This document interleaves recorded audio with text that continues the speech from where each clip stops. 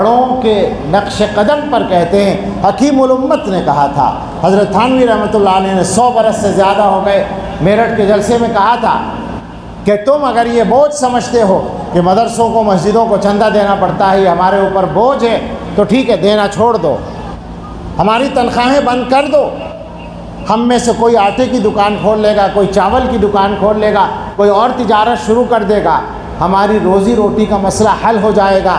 لیکن 50 سال کے بعد تمہارے بچے یہودی ہوں گے، ہندو ہوں گے، عیسائی ہوں گے۔ یہ حکیم الامت نے کہا تھا، اور آج ان کے غلام یوں کہتے ہیں کہ 50 سال کا مسئلہ نہیں ہے، اگلے ہی سال ہو جائیں گے۔ یہ سنبھالے بیٹھے ہیں ہمارے ایمانوں کو، یہ ہمارے فضلاء، یہ ہمارے مدرسوں سے پڑھ کے آنے والے یہ نوجوان، یہ آپ کی رعایت کرتے ہیں، یہ آپ کو عزت دیتے ہیں، یہ آپ کو بڑا مان لیتے ہیں، یہ آپ کو ذمہ دار مان لیتے ہیں، تو آپ نے یہ سمجھا ہے کہ ان کی کوئی قیمت ہی نہیں ہے۔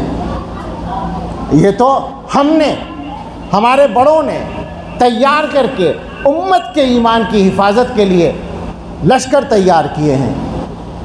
کوئی بزم ہو، کوئی انجمن، یہ شعار اپنا قدیم ہے، جہاں روشنی کی کمی ملی وہیں ایک چراغ جلا دیا۔ یہ ہم چراغ بھیجتے ہیں تمہارے درمیان روشنی کرنے کے لیے، ان کی قدر کرو۔ سوال یہ ہے کہ مسجد کے اندر امام اگر قرآن کریم کی تفسیر کرتا ہے، میں سوال کر رہا ہوں، اگر کسی کی ہمت ہو تو جواب دے اور فتویٰ دے مجھے۔ مسجد میں قرآن کی تفسیر کرنے کے لیے بیٹھتا ہے امام، اور کوئی مسلمان اس امام کو تفسیر کرنے سے روکتا ہے، کسی بھی عنوان سے روکتا ہے، تو وہ بتاؤ قرآن کی توہین کر رہا ہے یا نہیں؟ اور کس کو کہتے ہیں توہین؟ دوسرے مذہب کا آدمی اس درجے توہین نہیں کر سکتا جتنی تم کرتے ہو۔ مسلمانوں کو میں کہتا ہوں، میں اس مسجد والوں سے بات نہیں کر رہا ہوں، تمام مسلمان سامنے ہیں، ان سے میں کہہ رہا ہوں یہ بات۔ کیا مسجدوں میں یہ ہو نہیں رہا ہے؟ میں علماء سے کہتا ہوں، ہر مسجد میں اللہ کے کلام کی تفسیر بیان کرو، اس امت کے ایمان کو سنبھالو، اللہ کا پیغام پہنچا کرو۔ قرآن کی کیا یہ ہوتا نہیں ہے کہ مسجد میں امام صاحب قرآن کی تفسیر کرنا چاہتے ہیں اور ان کو روک دیا جاتا ہے کہ یہاں قرآن کی تفسیر نہیں ہوگی؟ ایسا کہنے والے اپنے ایمان کی خیر منائیں، خطرناک بات ہے۔ کیا یہ قرآن کی توہین نہیں ہے؟ سب توبہ کر لیں۔ اس امت کے حالات یوں ہی نہیں بگڑے پڑے ہیں، ہم نے اپنے ہاتھوں سے حالات کو خراب کیا ہے، اور اللہ کی قسم کھا کر کہتے ہیں یہ بات کہ جیسے خراب ہمارے معاملات ہیں اتنے خراب حالات نہیں ہیں۔ اللہ نے کرم کر رکھا ہے، اللہ نے رحمت فرما رکھی ہے، اللہ تعالیٰ نے حضرت محمد صلی اللہ تعالیٰ علیہ وسلم کی برکت سے ہمیں عذابوں سے بچا رکھا ہے، ورنہ ہم نے عذابوں کو دعوت دینے میں کوئی کسر نہیں چھوڑ رکھی ہے۔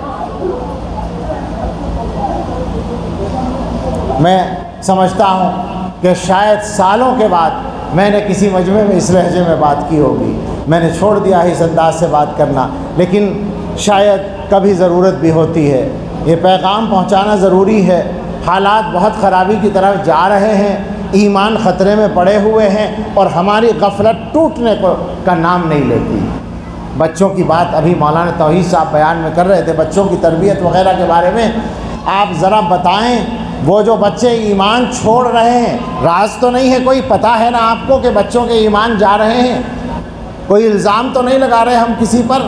ہمارے پاس تفصیلی خبریں موجود ہیں، دلی کی موجود ہیں، یہاں پرانی دلی کے بہت سارے میرے احباب آئے ہیں، ان سے پوچھ لو ان کے پرانی دلی کے علاقوں میں کتنی لڑکیاں غیروں کے یہاں چلی گئی ہیں۔ دلی کی سرحد سے قدم نکالو، میوات کے علاقے کی طرف چلو، گڑگاؤں میں جاؤ، ہزاروں ہزار، ایک سال میں ہزار لڑکیاں غیروں کے یہاں جا رہی ہیں۔